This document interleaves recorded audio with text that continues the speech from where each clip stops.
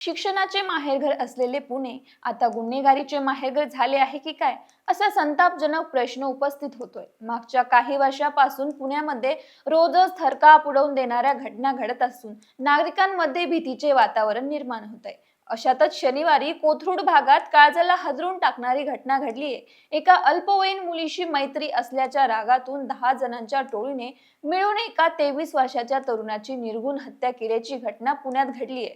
संपूर्ण प्रकरण काय आहे बघूया या व्हिडिओच्या माध्यमातून। नमस्कार, मी गीतांजली आणि आपण पाहत आहात दे दणका। पुण्यामध्ये आपली स्वप्न पूर्ण करण्यासाठी अनेक जण येतात। तशातच एक 23 वर्षीय तरुण नागेश संजय जाधव तो पुण्यातील शिवाजीनगर या भागामध्ये राहत होता। नागेश एका ऑफिसमध्ये ऑफिस बॉय म्हणून काम करायचा।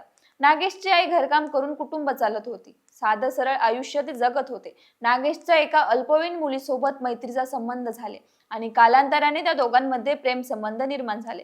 पण या प्रेमाला मुलीच्या कुटुंबाचा कडाडून विरोध होता। तरी ते दोघं अधूनमधून भेटायचे। नेहमीप्रमाणे एके दिवशी 14 मार्चला शनिवारी संध्याकाळी साधारण 7:15 नागेशला एक फोन आला। फोन आल्यानंतर तो आईला म्हणाला, मी जरा जाऊन येतो। तो आपल्या बाईकवर बसला आणि कामानिमित्त घराबाहेर पडला। थोड्याच वेळात त्याच्या मोबाईलवर एक मेसेज आला आणि तो मेसेज होता, मला आत्ताच भेटायला ये। तो मेसेज त्याच्या मैत्रिणीच्या मोबाईलवरून आला होता। मेसेजमध्ये भेटायची जागा देखील सांगितली होती। म्हणून नागेश काहीही शंका न घेता थेट त्या ठिकाणी गेला। नागेश जेव्हा पुण्यातील कोथरूड भागातील परिसरात पोहोचला, पण त्याला तिथे ती मुलगी न दिसता अचानक काही लोकांनी त्याला घेरलं।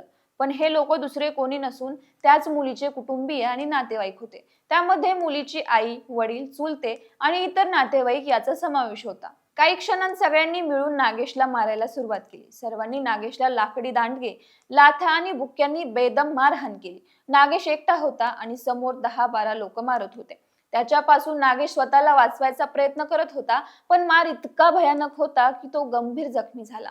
मारहाण केल्यानंतरही आरोपींचा राग अजून शांत झाला नव्हता। त्यानंतर त्यांनी नागेशचा मोबाईल घेतला आणि त्याच्या मोबाईलवरूनच नागेशच्या आईला फोन लावला। त्याच्या आईने फोन उचलताच आरोपींनी शिवीगाळ करायला सुरुवात केली। ते म्हणाले, तुझा मुलगा आमच्या ताब्यात आहे, आम्ही त्याला मारला आहे। ते एवढेच बोलून थांबले नाही तर त्यांनी पुढे धमकीही दिली, 10 मिनिटात येऊन तुझ्या मुलाला घेऊन जा, नाहीतर आम्ही त्याला छतावरून खाली फेकून देऊ। आईसाठी हा फोन म्हणजे आकाश कोसळल्यासारखं होतं। फोन ठेवताच नागेशच्या आईने कुटुंबियांना नागेशबद्दल कळवले। नागेशची आई आणि नातेवाईक घाबरून कोथरूडमधील त्या घटनास्थळी पोहोचले। तिथे पोहोचल्यावर त्यांना हे दृश्य दिसलं ते खूपच भयानक होतं। ते पाहून सगळ्यांचे डोळे पाणावले। नागेश छतावर रक्ताच्या थारोळ्यात पडलेला होता। तो अतिशय गंभीर जखमी आणि निवस्त्र अवस्थेत होता आणि काही आरोपीचं अजूनही त्याला लाथा बुक्क्यांनी मारहाण सुरूच होतं।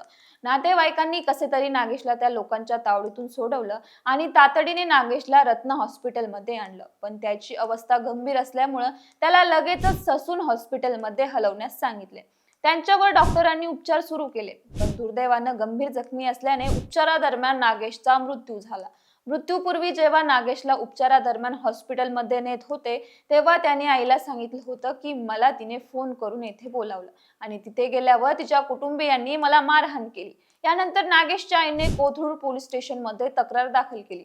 त्यानंतर पोलिसांनी घटनेची माहिती घेत प्रकरणात मुलीची आई, वडील आणि चुलते इतर नातेवाईकांसोबत 10 पेक्षा जास्त जणांविरुद्ध गुन्हा दाखल केला। कोथरूड पोलिसांनी या प्रकरणी अत्यंत वेगाने तपासाची चक्रे फिरवून 10 जणांविरुद्ध भारतीय न्याय संहिता 2023 च्या विविध कलमान्वये गुन्हा दाखल केला आहे। यामध्ये मुलीची आई, वडील, चुलते आणि इतर नातेवाईकांचा समावेश असून बबली अनिल शिंदे, सुनीता सुनील शिंदे, जयश्री लक्ष्मण शिंदे, बबली योगेश शिंदे, गंगा संजय पवार, माणिक संजय पवार, सुनील शिंदे, पप्पू शिंदे, योगेश शिंदे आणि अनिल शिंदे असे गुन्हा दाखल झालेल्यांची नावे आहेत।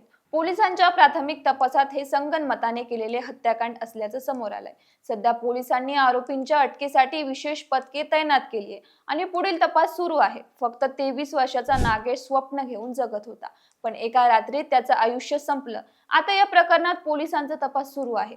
आताच भेटायला ये असा हा एक साधा मेसेज, पण त्या एका मेसेजने 23 वर्षीय नागेशचा जीव घेतला। आणि आता घटनेनंतर नागेशच्या कुटुंबियांची एकच मागणी आहे, या घटनेतील सर्व आरोपींना कठोरात कठोर शिक्षा व्हावी. तर ही घटना फक्त एक हत्या नसून राग, अहंकार आणि अतिरेकीचा भयानक परिणाम आहे. प्रेम संबंधांना विरोध असू शकतो, पण त्यासाठी एखाद्याचा जीव घेणं योग्य आहे का? कमेंटमध्ये तुमचं मत काय आहे आम्हाला नक्की सांगा आणि दे दणकाला सबस्क्राईब करायला विसरू नका.